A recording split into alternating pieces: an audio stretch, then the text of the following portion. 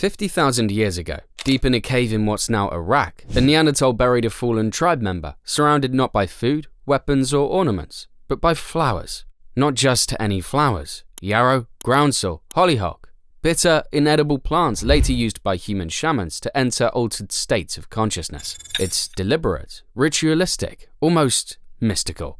And it leads to one of the wildest questions in anthropology. Were Neanderthals the first psychedelic explorers in history? The evidence, buried for tens of thousands of years, suggests they might have discovered the mind-bending power of psychoactive plants long before we did. If that's true, it would shatter the stereotype of the brutish caveman and reveal a spiritual world in our ancient cousins we've only begun to imagine. Okay, for all of this to make any remote kind of sense, we need to dive into the hard science that makes this wild theory actually possible. Just as the notion that cavemen were podheads seems improbable, the breakthrough that changed everything comes from the most unlikely source imaginable: prehistoric dental plaque. Yep, we're talking about fossilized tooth gunk and its relationship to revolutionizing our understanding of Neanderthal minds. So how did this surprise researchers? It all began when archaeochemists discovered a residue of yarrow and chamomile stuck in 50,000-year-old Neanderthal teeth. Now, before you shrug and think, so what, they ate some herbs, here's the kicker. These plants are absolutely bitter and have zero nutritional value. They're basically inedible even now, when you know technology has made it easier to process food. This made no sense, especially because in the Ice Age, food is scarce and survival is everything. But yet, despite it being the equivalent of chewing Tylenol, Neanderthals were deliberately consuming plants that taste horrible and provide 0 calories. They couldn't just be chewing on tree bark just for fun, though. There has to be another reason. Stuff starts to look weirder when you look at the plants in particular. The plants in question are basically like a prehistoric pharmacy. Yarrow, chamomile, and other bitter compounds that modern herbalists are using as mind-altering or medicinal. It's almost as if the Neanderthals had an appreciation for the chemistry of plants' attributes that we're just starting to chart. But here's where the mushroom angle gets really interesting. German researchers discovered actual mushroom spores embedded in the teeth of an 18,700-year-old woman. Granted, this wasn't a Neanderthal, but it proved that prehistoric humans were consuming fungi for reasons that went beyond simple nutrition. The frustrating part of all of this, though, is that mushrooms are basically the ghosts of the archaeological record. Their soft tissue decomposes so quickly that finding direct evidence of prehistoric psychedelic mushroom use is nearly impossible. We're essentially looking for proof of something that's biologically designed to disappear without a trace. Think about this for a second. Every human culture that has ever encountered psychoactive plants has eventually figured out how to use them. From Siberian shamans tripping on Amanita muscaria to Amazonian tribes brewing ayahuasca, the pattern is universal. If Homo sapiens inevitably discovered these conscious-altering substances, why wouldn't their equally intelligent Neanderthal cousins have done the same? The dental evidence suggests they absolutely did. The question is, what did they do with these experiences? Now we need to talk about one of archaeology's most mind-bending discoveries, the Shanidar Cave burials in Iraq. This is where the Neanderthal story gets seriously mystical and where our entire understanding of their consciousness takes a sharp left turn into the unknown. The discovery happened back in the 1950s, but up until now, we're still trying to wrap our heads around what it means. See, archaeologists found multiple Neanderthal skeletons, but one in particular, known as Shanidar 4, was absolutely covered in flower pollen. Not just a little bit, but so much that it looked like someone had held a prehistoric flower festival right on top of this guy's grave. Weirdness aside, what made this discovery revolutionary was up until this point, most people thought Neanderthals were basically sophisticated animals, essentially smart enough to make tools and hunt, but lacking the deeper emotional and spiritual complexity that we associate with true humanity. The flower burial, however, changed everything. Suddenly we were looking at evidence of rituals, ceremonies, and possibly even beliefs about an afterlife. But it gets weirder. These weren't random pretty flowers scattered around for decoration. The pollen analysis revealed these were specific plants: the yarrow, groundsel, hollyhock, and other species that we talked about. They were not just tossing flowers onto the body, they were choosing specific plants that they knew could alter consciousness, bridge gaps between different states of being, and maybe even help the dead person journey to whatever they believed came next.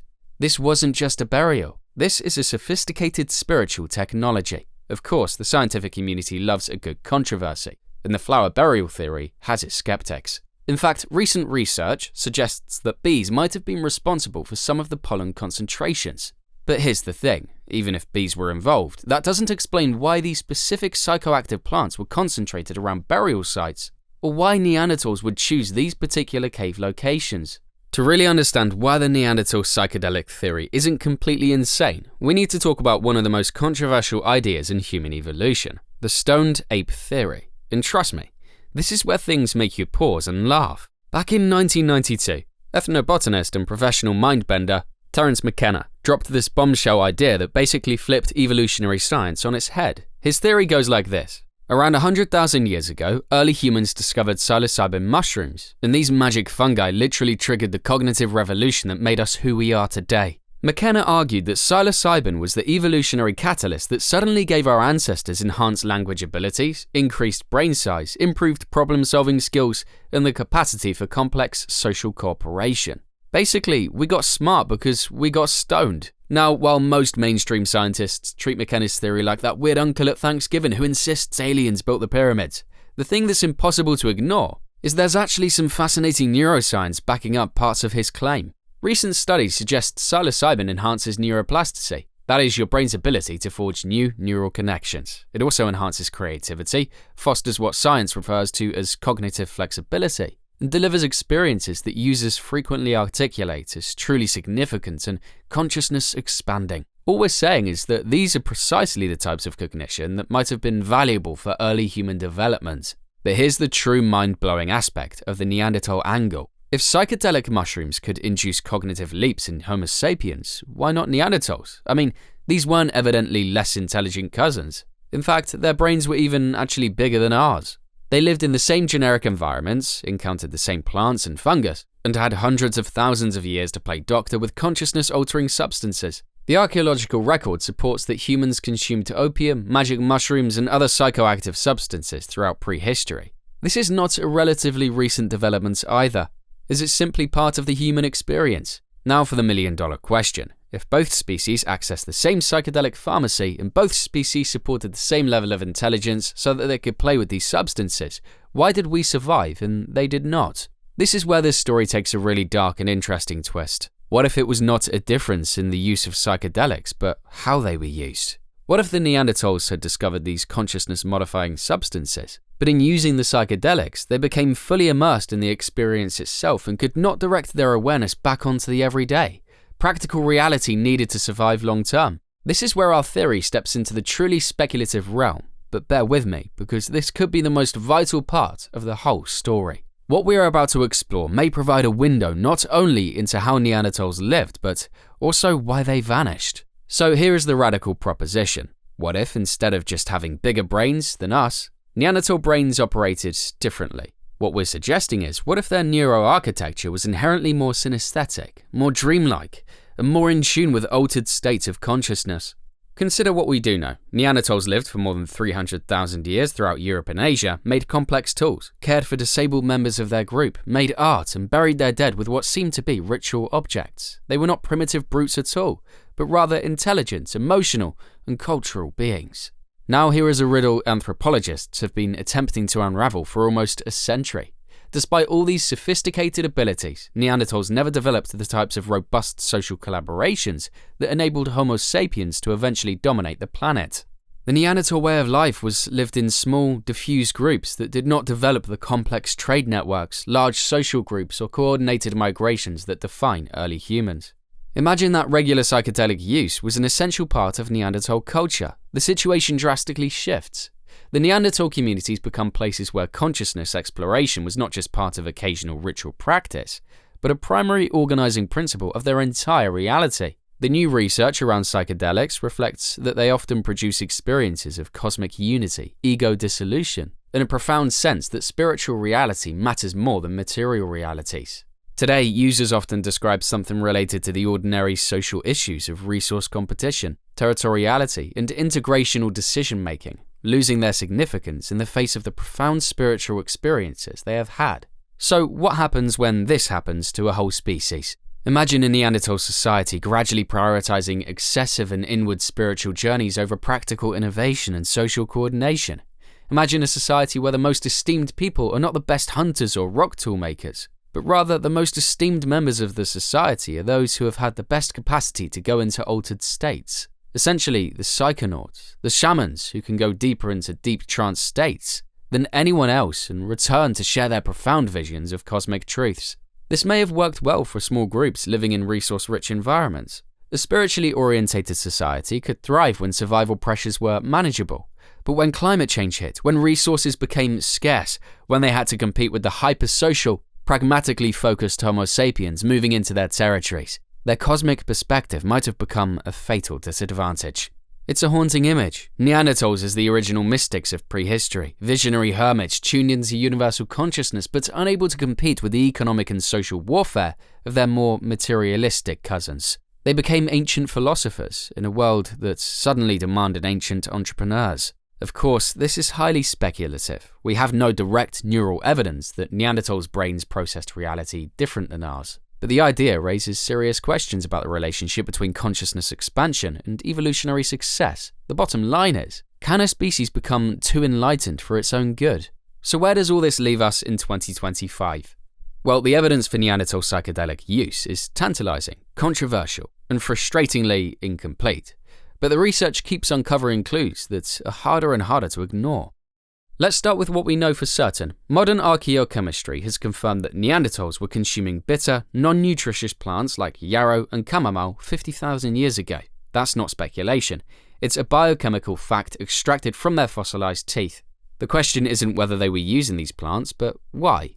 And here's the thing. The pattern extends far beyond Neanderthals. Archaeological evidence shows that wherever humans have lived, they've eventually discovered and used consciousness-altering plants. It's one of the most universal aspects of human culture, from the Amazon to Siberia, from ancient Greece to modern-day festivals. Psychedelic use appears to be a fundamental drive of conscious beings. Modern neuroscience is giving us incredible insights into why this might be true. See, current research shows that psychedelics increase neuroplasticity, enhance creativity, promote cognitive flexibility, and often produce experiences that users describe as among the most meaningful of their entire lives. These aren't just feel-good chemicals, they're tools that literally reshape how the brain processes reality. But here's where the Neanderthal story gets really complex. If psychedelics were so beneficial for cognitive development and social bonding, why did regular users go extinct while we survived? Maybe the answer lies in integration. Perhaps Homo sapiens learned to use psychedelic insights to enhance practical problem-solving, social cooperation, and technological innovation. We figured out how to bring the cosmic visions back to Earth and apply them to survival challenges. Neanderthals, on the other hand, might have become too absorbed in the visionary experience itself. In a world where climate was changing rapidly, where new competitors were moving into their territories, and where survival increasingly depended on complex social coordination, their inward-focused spiritual orientation might have become a fatal disadvantage. Or maybe this entire theory is wrong. Maybe Neanderthals went extinct for completely mundane reasons like disease, climate change, bad luck, or simple competition for resources.